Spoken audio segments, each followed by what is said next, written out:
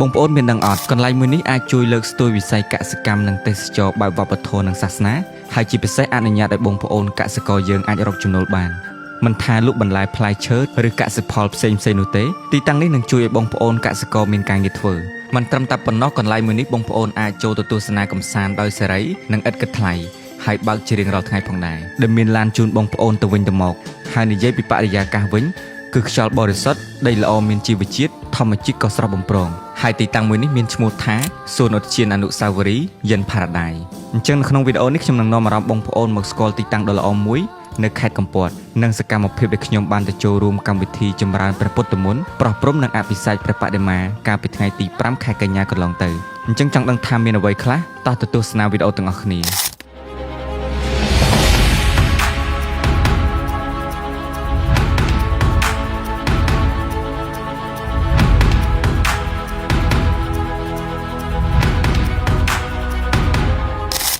ខ្ញុំបានធ្វើដំណើរពីភ្នំពេញមកទីតាំងនេះរយៈពេលជាង3ម៉ោងគ្រាន់តែមកដល់ផ្លូវចូលទៅកាន់ឧទ្យាននេះគឺខ្ញុំមានអារម្មណ៍ថាស្រស់ស្រាយដោយតាមផ្លូវមានប្រឡាយទឹកភ្នំមានពពកចុះអាប់នាពេលព្រឹកដ៏ត្រជាក់ហើយមកដល់កន្លែងកម្មវិធីភ្លាម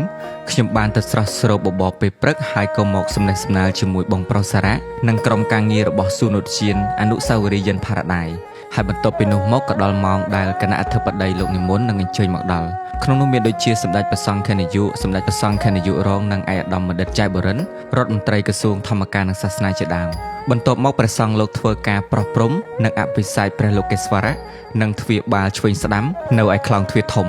បងប្អូនមើលទៅខ្លោងទ្វារនេះទៅពោពេញដោយក្បាច់រចនាបែបខ្មែរដ៏ស្រស់ស្អាតទាក់ទាញចំណាប់អារម្មណ៍ខ្លាំងមែនទែនខ្ញុំចាប់អារម្មណ៍ទីតាំងនេះខ្លាំងដឹងដោយសារអីអត់បងប្អូនទាំងអស់គ្នាគឺទីនេះបានរៀបចំជាសួនឧទ្យានមិនឲ្យចាញ់ប្រទេសផ្សេងទេគឺការរៀបចំតាមក្បួនហុងស៊ុយបែបវិទ្យាសាស្ត្រដែលដឹកនាំដោយអ្នកគ្រូឡុងណាលីផ្ទាល់តែម្ដងហើយបន្តិចទៀតខ្ញុំនឹងបង្ហាញបងប្អូនបន្ថែមទៀតបន្ទាប់ពីអភិសេកកន្លែងខ្លោងទ្វារនឹងហើយយើងក៏បន្តទៅធ្វើពិធីបើកព្រះនេត្រអភិសេកព្រះសិវៈនិងព្រះនាងឧមាព្រះគណេសព្រះរាហូព្រះម៉ែធរណីនិងព្រះសីវលីហើយថាតើក្នុងចំណោមព្រះបដិមាទាំងអស់ដែលខ្ញុំបានរៀបរាប់ហ្នឹង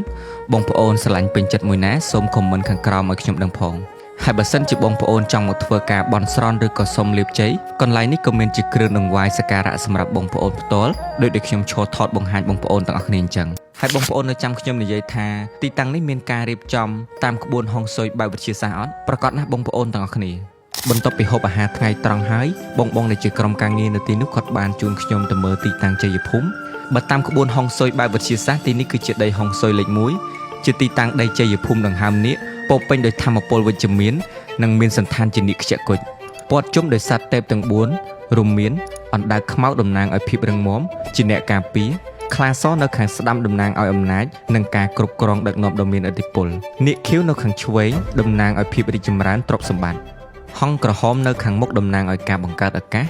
កតនាមនិងចក្ខុវិស័យខ្ពង់ខ្ពស់